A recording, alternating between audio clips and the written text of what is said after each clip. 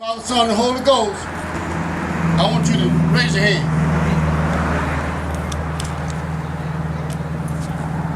Now, I want you to understand something. Now, for those of you that's not, you need to hear this too. Amen? Pastor Glover talked about justice. The young man talked about accountability. Every one of us that who committed our lives to Christ said we wanted to be Christ-like. Am I right or wrong? We as a people, if you're over 45 years old, you're responsible for what's going on right now in our community. Now I'm about 60, so I'm a part of that. We have neglected, ignored, detached ourselves from the responsibility of raising up our young folks. That's right. Absolutely. Yes. We got single mothers, don't know nothing, trying to raise children, Yes. and we blame them for how they act. Preachers, your ministry don't stop at your walls in your church. That's right. Your people leave the church. They go out here and live in this community. You are just as responsible for what go on with them out here in this community as you are when they're in your church house. You Christian folk, that's me too. When we see a mother struggling with a child, we're supposed to try to help that mother, not criticize her. And when we see a little boy acting up, we're supposed to help her, not look at it and say, girl, that child don't like it. We're responsible. Help the child. The police can't save this community. That's right. The city council can't save this community. The government, Obama, Trump, I don't care. They can't save this community. We have to save our community. And when we stand before the Lord on Judgment Day, don't think all this ignoring you've done and all this criticizing of our young people, well, they're out of control. They this, they that. When we not say 45, because if you're older than 45, you lived in the time. If you did anything in this community, anywhere, and they knew you and they knew your mama and your daddy, you got it all the way back home. Amen.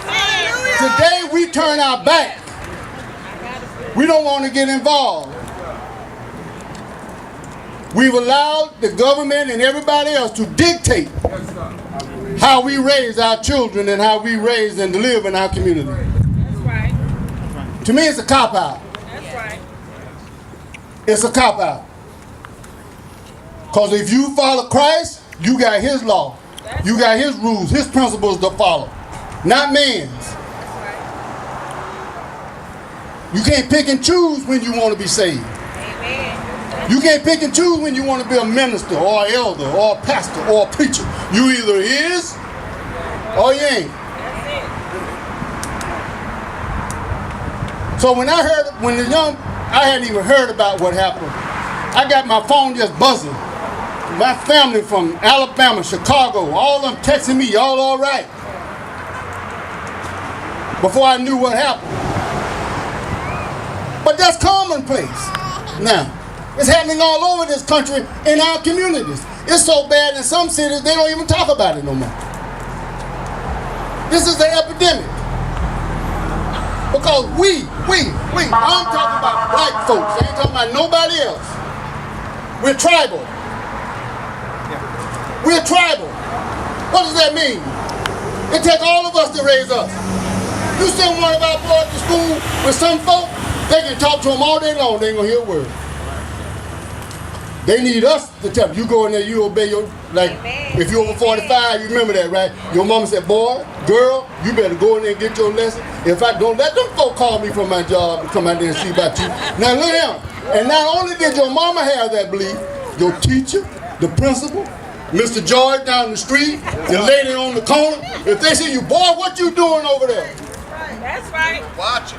Our kids need to be tribally raised. That means it takes a village. That's It right. takes the community.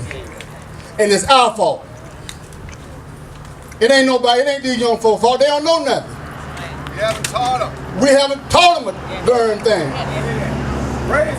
So once we come together as a people and say, okay, we messed up, forgive us. Get it. Now let's get this thing right. That's it. That's it. Because I have talked to some young parents, young women, single women. I got young daughters. I got daughters raising children. They sit in my house and told me they don't know what to do. They're scared to death. They don't even want their boys out in the yard playing because they're afraid something's going to happen to them. And ain't nothing they have to do. Pastor Glover made the point to someone else. We need to come together as a community and take back control of our community. Yeah. That's right. That's right. We need to go downtown to City Hall and say we want a police chief going to do what we want him to do in our community. We need officers in this community that's going to be a community police officers. We demand what we want. We don't wait on them to send us anything.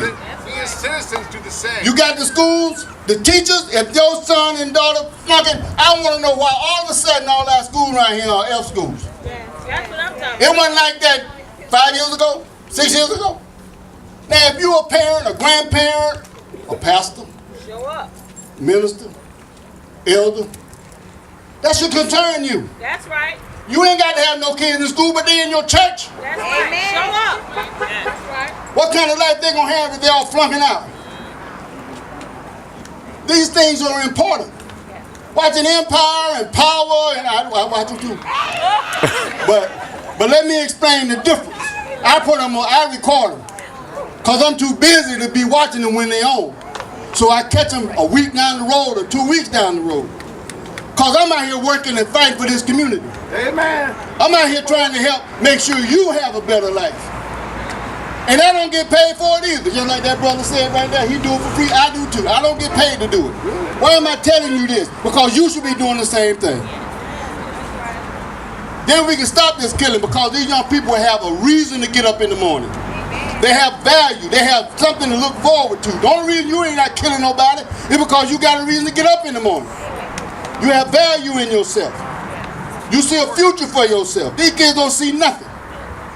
Because we haven't provided it. Right up and down Martin Luther King, tell me what you see. That's right.